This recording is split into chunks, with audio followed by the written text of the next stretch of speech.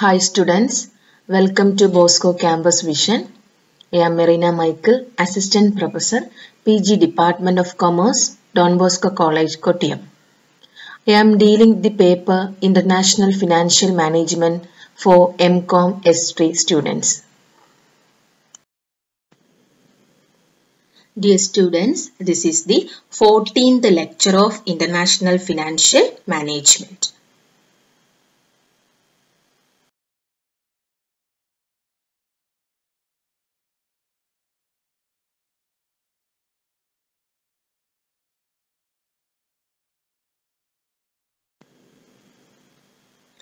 The various theories to explain exchange rate determinants are purchasing power parity theory, Fisher effect theory, international Fisher effect theory, the interest rate parity theory, forward rate as unbiased predictor of the future spot rate. These are the various theories explaining exchange rate determinants.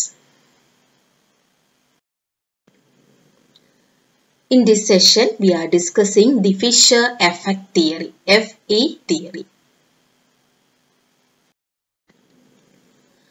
The Fisher effect deals with the phenomenon of varying interest rate in different countries.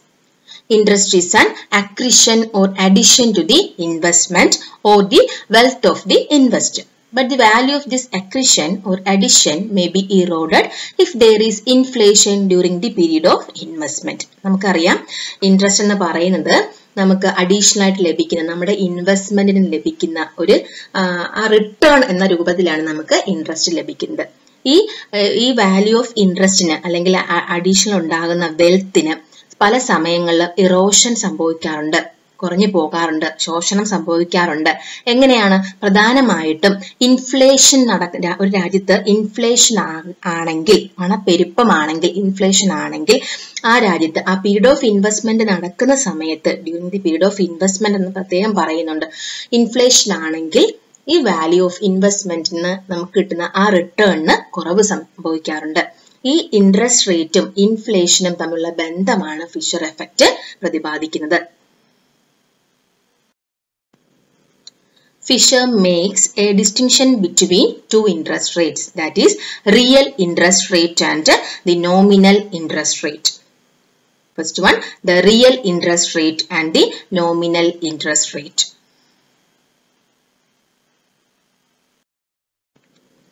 What do you mean by the real interest rate? It is the rate of interest required by the investor as a reward for waiting.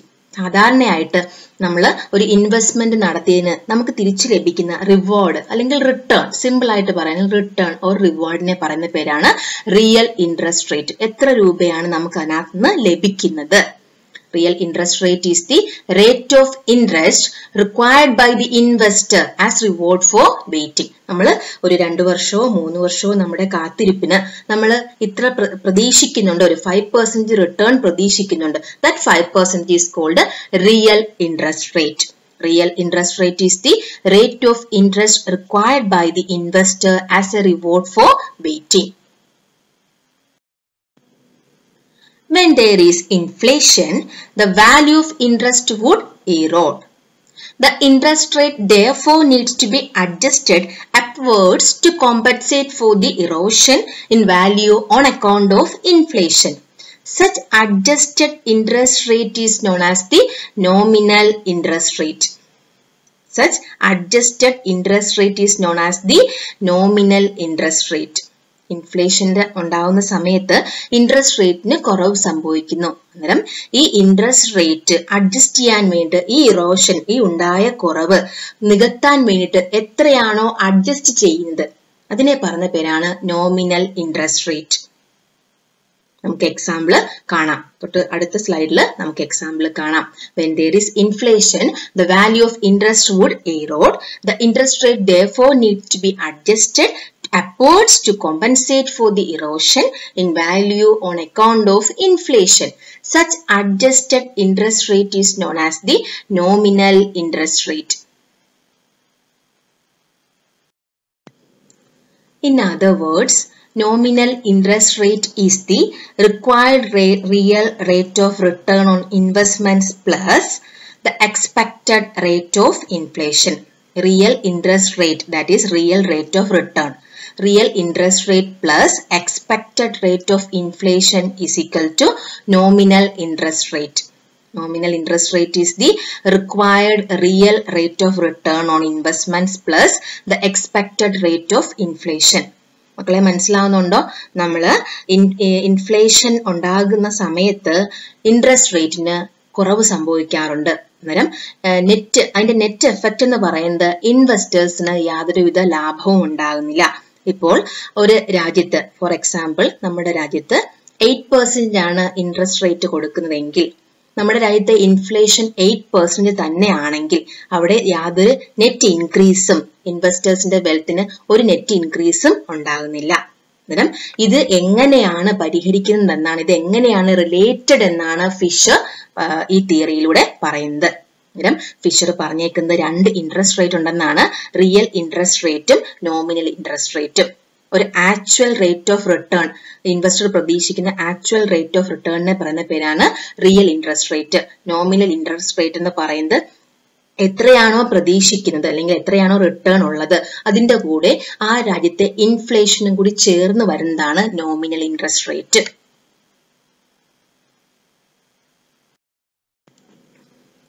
Countries experiencing higher inflation rates would have higher nominal interest rates and vice versa. Thus, the varying interest rates in different countries are due to the inflation rate differential between the countries. This is the Fisher effect concept. ഏറ്റവും കൂടുതൽ inflation ഉള്ള രാജ്യങ്ങളിൽ nominal interest റേറ്റും കൂടുതലായിരിക്കും. അന്നേരം varying interest റേറ്റിന് അനുസരിച്ച്, അതായത് ഇൻഫ്ലേഷൻ റേറ്റ് ഡിഫറൻഷ്യലിന് അനുസരിച്ച് ഇൻട്രസ്റ്റ് റേറ്റും, രാജ്യങ്ങളുടെ ഇൻട്രസ്റ്റ് റേറ്റും മാറിക്കൊണ്ടിരിക്കും. അതാണ് ഫിഷർ എഫക്റ്റ് പറയുന്നത്. The varying interest rate in different countries are due to the inflation rate differential between the countries.